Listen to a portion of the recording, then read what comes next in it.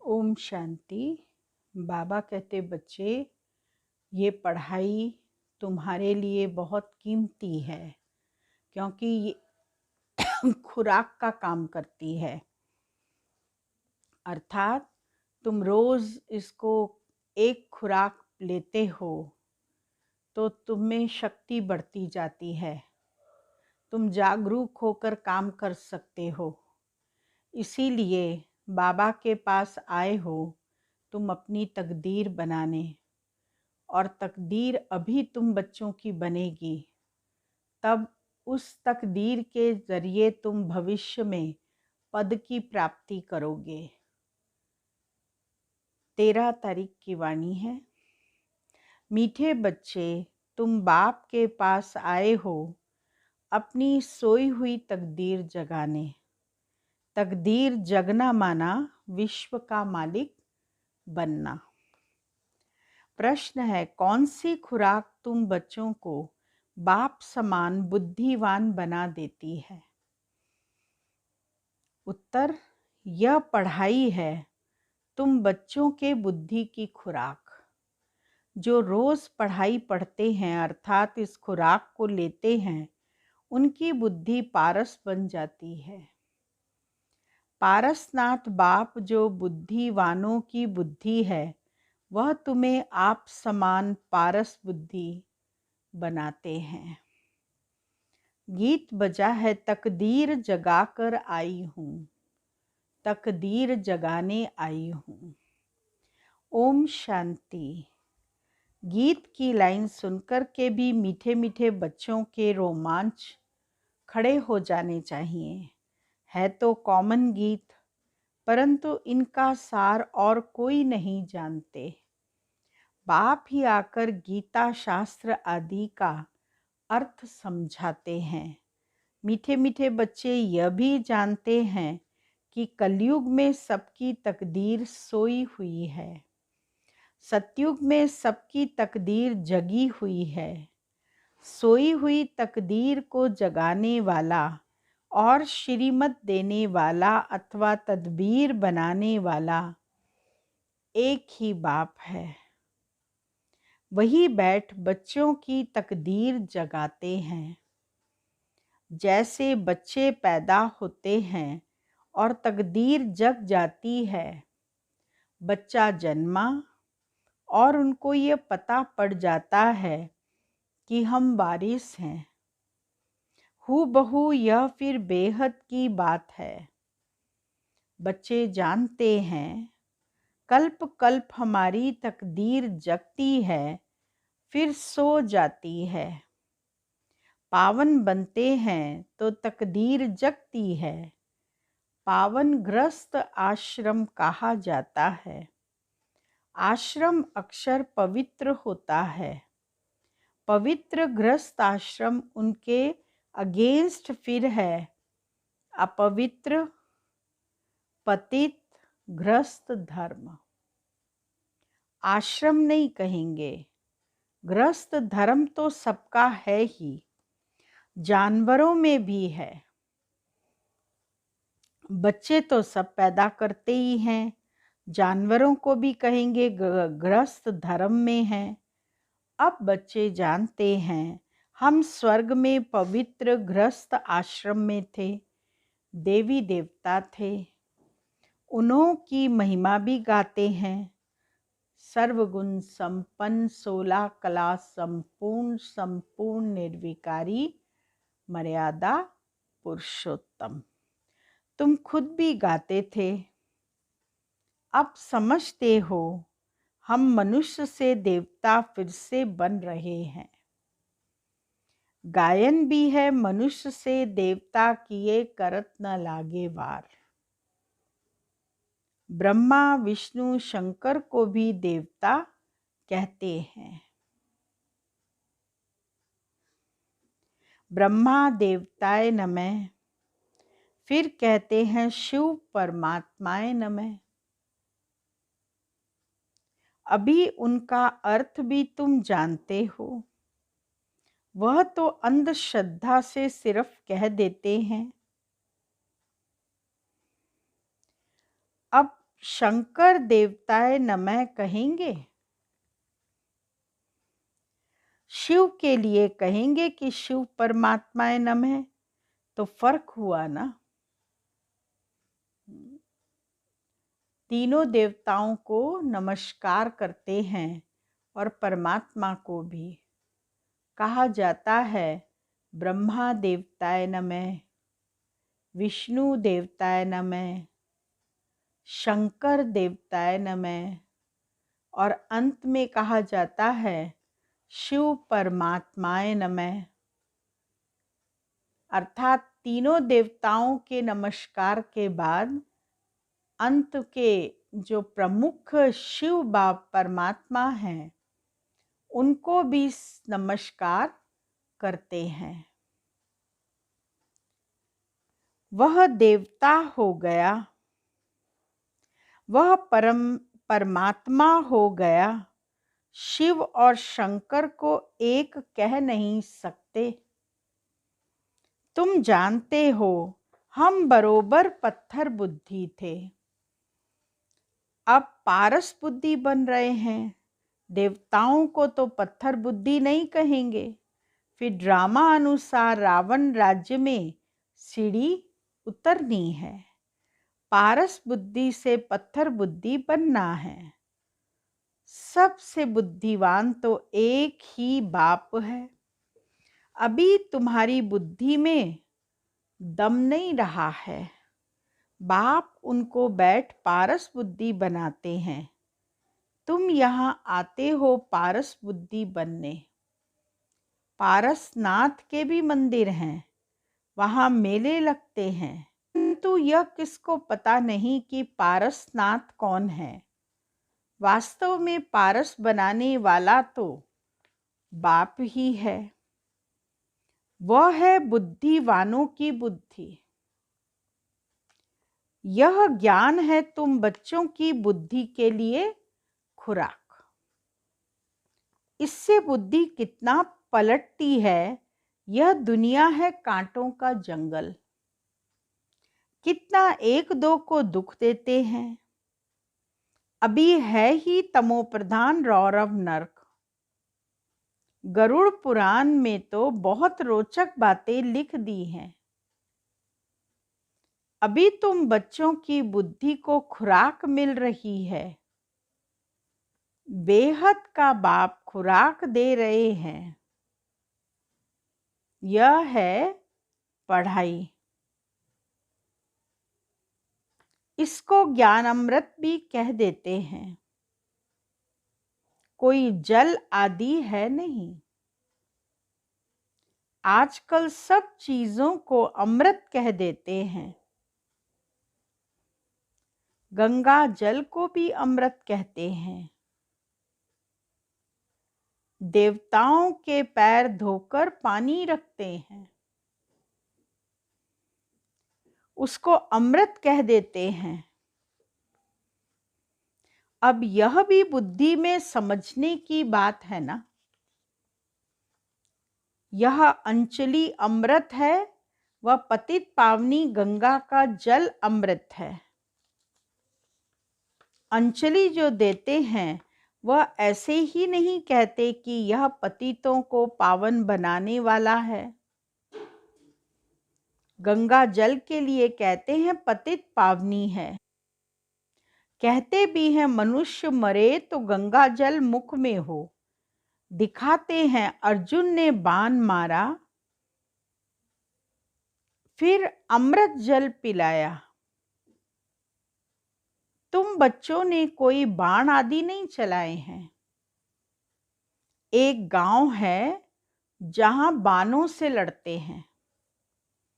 वहां के राजा को ईश्वर का अवतार कहते हैं। अब ईश्वर का अवतार तो कोई हो नहीं सकता। वास्तव में सच्चा सच्चा सतगुरु तो एक ही है, सर्व का सद्गति दाता है, जो सभी आत्माओं को साथ ले जाते हैं। बाप के सिवाय वापस कोई भी ले जा नहीं सकता। ब्रह्म में लीन हो जाने की भी बात नहीं है। यह नाटक बना हुआ है। सृष्टि का चक्र नादी फिरता ही रहता है। वर्ल्ड की हिस्ट्री ज्योग्राफी कैसे रिपीट होती है यह अभी तुम जानते हो और कोई नहीं जानता। मनुष्य अर्थात आत्माएं अपने बाप रचयिता को भी नहीं जानती। जिसको याद भी करते हैं ओ गॉड फादर, हद के बाप को कभी गॉड फादर नहीं कहेंगे। गॉड फादर अक्सर बहुत रिस्पेक्ट से कहते हैं, उनके लिए ही गाते हैं।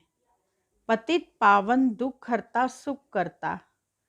एक तरफ कहते हैं वह दुख हरता सुख करता है, और जब कोई दुख होता है वह बच्चा आदि मर जाता है तो कह देते ईश्वर ही दुख सुख देता है।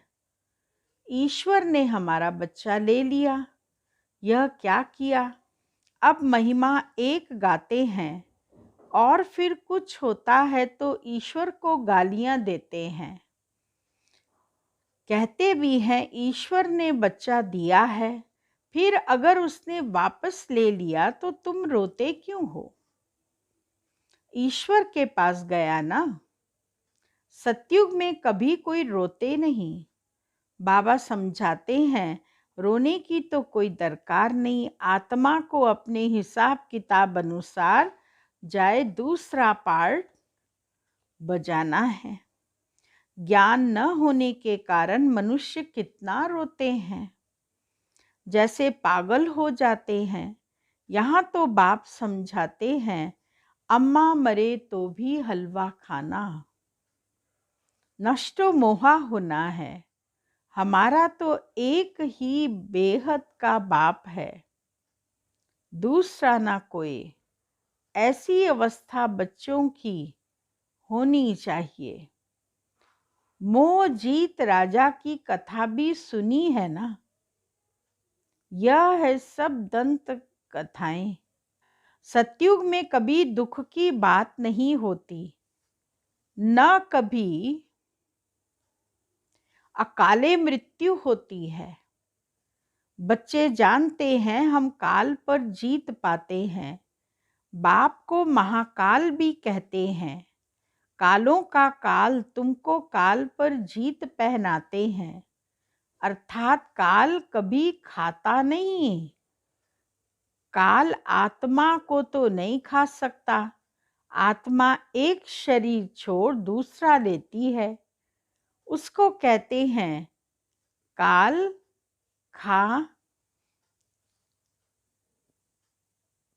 खा गया। बाकी काल कोई चीज नहीं। मनुष्य महिमा गाते रहते हैं, समझते कुछ भी नहीं। गाते हैं अच्युतम केशवम, अर्थ कुछ नहीं समझते। बिल्कुल ही मनुष्य समझ से बाहर हो गए हैं। बाप समझाते हैं यह 5 विकार तुम्हारी बुद्धि को कितना खराब करते हैं। कितने मनुष्य बद्रीनाथ आदि पर जाते हैं। आज 2 लाख गए, 4 लाख गए। बड़े बड़े ऑफिसर्स भी जाते हैं तीर्थ करने, तुम तो जाते नहीं। तो वह कहेंगे यह ब्रह्मा कुमार कुमारी तो नास्तिक है, क्योंकि भविष्य भक्ति नहीं करते। तुम फिर कहते हो जो भगवान को नहीं जानते वो नास्तिक है। बाप को तो कोई नहीं जानते, इसीलिए इनको ऑर्फन की दुनिया कहा जाता है। कितना आपस में लड़ते झगड़ते रहते हैं। यह सारी दुनिया बाबा का घर है ना।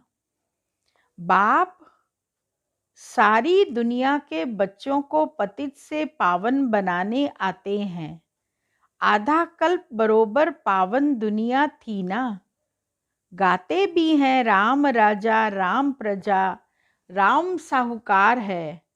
वहां फिर अधर्म की बात कैसे हो सकती। ते भी हैं वहां शेर बकरी इकट्ठे जल पीते हैं। फिर वहां रावण आदि कहाँ से आए? समझते नहीं। बाहर वाले तो ऐसी बातें सुनकर हंसते हैं। तुम बच्चे जानते हो, अभी ज्ञान का सागर बाप आकर हमें ज्ञान देते हैं। यह पतित दुनिया है ना, प्रेरणा से पतितों को पावन बनाएंगे क्या? बुलाते हैं, हे पतित पावन आओ, आकर हमको पावन बनाओ। तो जरूर भारत में ही आया था। अब भी कहते हैं, मैं ज्ञान का सागर आया हूँ। तुम बच्चे जानते हो, शिव बाबा में ही सारा ज्ञान है। वही बाप बैठ बच्चों को यह सब बातें समझाते हैं। शास्त्रों में सब है दंत कथाएं। नाम रख दिया है व्यास भगवान ने शास्त्र बनाए। अब वह व्यास था भक्ति मार्ग का, यह है व्यास देव। उनके बच्चे तुम सुख देव हो। अब तुम सुख के देवता बनते हो।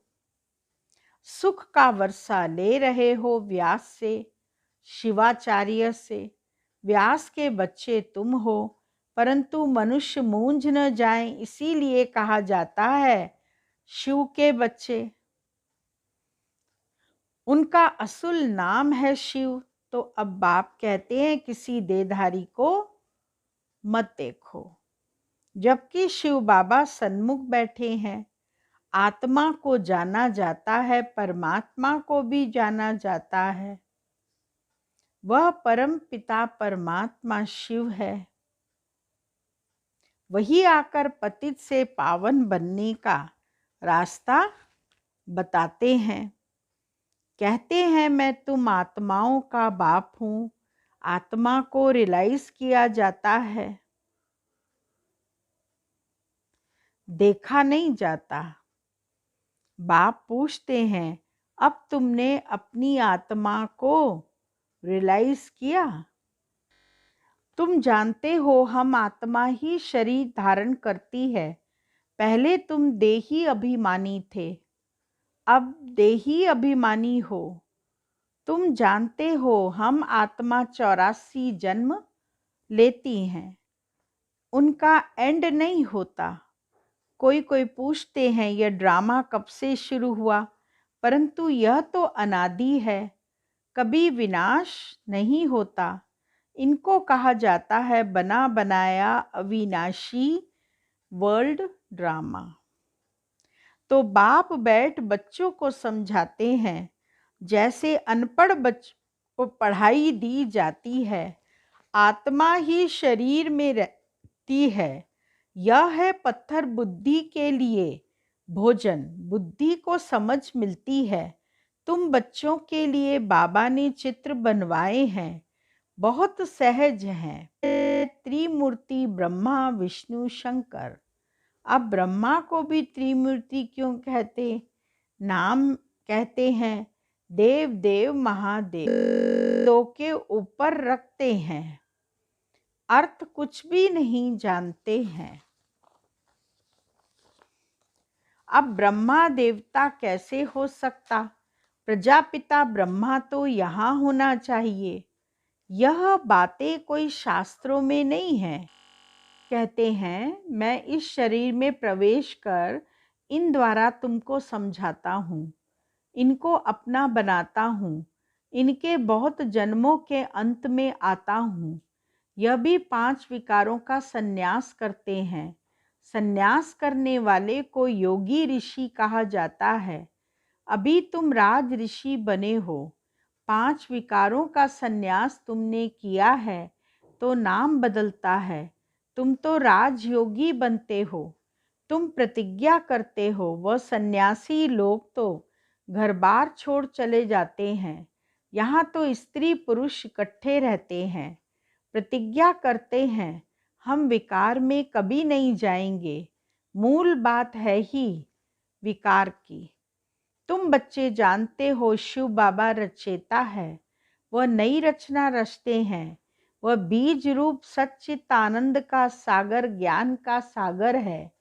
स्थापना विनाश पालना कैसे करते हैं यह बाप जानते हैं, मनुष्य नहीं जानते। फट से कह देते तुम बीके तो दुनिया का विनाश करेंगी। अच्छा तुम्हारे मुख में गुलाब।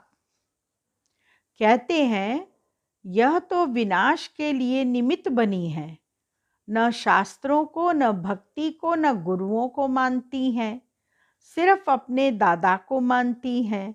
लेकिन बाप तो खुद कहते हैं यह पतित शरीर है, मैंने इनमें प्रवेश किया है। पतित दुनिया में तो कोई पावन होता नहीं।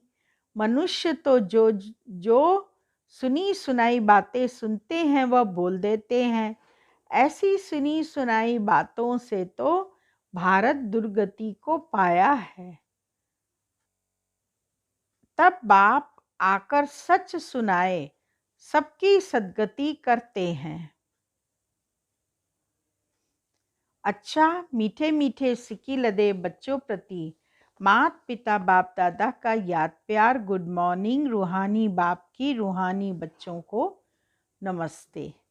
मुख्य सार है पहला पॉइंट, बाप से सुख का वर्षा लेकर सुख का देवता बनना है, सबको सुख देना है। राज ऋषि बनने के लिए सब विकारों का संन्यास करना है। दूसरा पॉइंट है, पढ़ाई ही सच्ची खुराक है।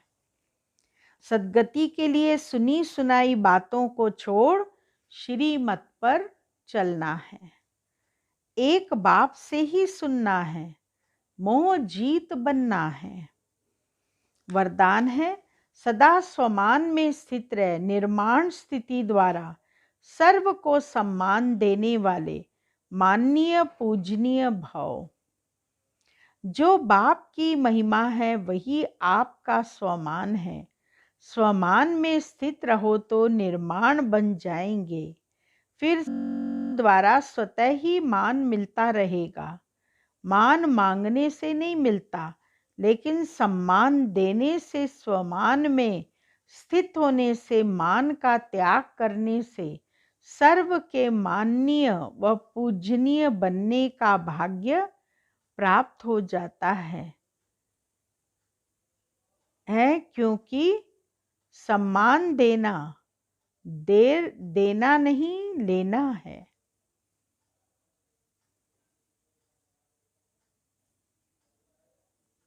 स्लोगन है, जाननहार के साथ करनहार बन, असमर्थ आत्माओं को अनुभूति का प्रसाद बांटते चलो। ओम शांति।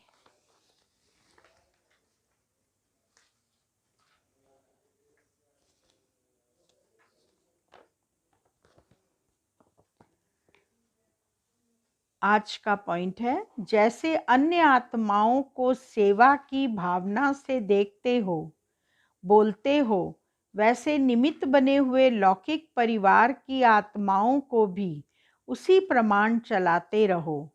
लौकिक में अलौकिक स्मृति, सदा सेवाधारी की ट्रस्टीपन की स्मृति, सर्व प्रति आत्मिक भाव से शुभ कल्याण की, श्रेष्ठ बनाने की शुभ भावना रखो। हद में नहीं आओ। ओम शांति।